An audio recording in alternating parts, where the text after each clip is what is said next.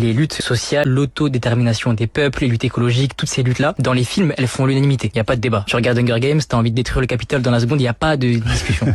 Sauf qu'en réalité, dans la vraie vie, les gens ils ferment leur bouche quand même. On est beaucoup moins nombreux que ce que les films arrivent à entraîner comme engouement. J'ai capté qu'une des raisons, c'était dès qu'on essaie de prendre la parole, dès qu'on essaie d'avoir une position, directement on est renvoyé à nos propres contradictions. À ce micro, il y a un mois exactement, je suis venu avec un autre maillot de l'Algérie, et on m'a atomisé sur les réseaux en disant mais regardez les contradictions. Mais quelles contradictions? Bien sûr que j'ai mes contradictions dans un monde qui est contradictoire. Bien sûr que je suis imparfait dans un monde qui est imparfait. Bien sûr que je vais être en mauvaise santé dans un monde malade. Et donc à partir du moment où on pointe à chaque fois les contradictions comme si l'humain était totalement responsable de lui-même, là il y a un problème. Cette surresponsabilisation des individus, des comportements, ça participe à occulter le fait que des millions et des millions sont mis dans le marketing, dans les influenceurs, dans les écoles de commerce pour te faire consommer. Donc en fait on déresponsabilise le système pour responsabiliser les individus. Et c'est exactement la même chose que ceux qui disent moi je peux faire quoi pour agir. Déjà garde la pêche, reste loin de moi quand tu réfléchis comme ça. Et ensuite de deux, à partir du moment où tu réfléchis en moi je, t'as rien compris. À partir du moment où tu réfléchis en termes d'individualité, t'as rien compris. Toute la douille, c'est te faire croire que t'es un individu qui peut agir sur un problème global. Non, il y a un problème systémique, bien sûr qu'il faut agir collectivement. Donc ça c'est le premier problème qui fait que on a du mal à entraîner les gens dans la lutte. Le second, c'est que nous on se culpabilise, et il y en a qui culpabilisent un peu moins. Et ça c'est les médias, c'est vous, c'est tous les médias qui de manière générale criminalisent la lutte. C'est-à-dire que dès qu'il y a une lutte en réaction à une violence sociale qui va être un peu violente avec un peu de débordement, directement ça va être décrédibilisé, ça va être criminalisé. Dans les films c'est facile parce que la lutte est perçue comme honorable et belle. Sauf que dès qu'il y a un mouvement de lutte, les gilets jaunes, ce que vous voulez, les éco-terroristes, ça va être qualifié comme des gens dangereux. Donc ça participe aussi à essayer d'éloigner les gens de la lutte. Le problème c'est pas une question de qu'est-ce qui est bien ou mal, c'est pas une question de jugement moral. Tu te positionnes pas, moi je suis quelqu'un de bien, je me positionne, c'est pas ça la question. La question c'est une question de justice, une question de survie pour plein de monde. J'adore. Basé comme au baseball, on peut l'applaudir.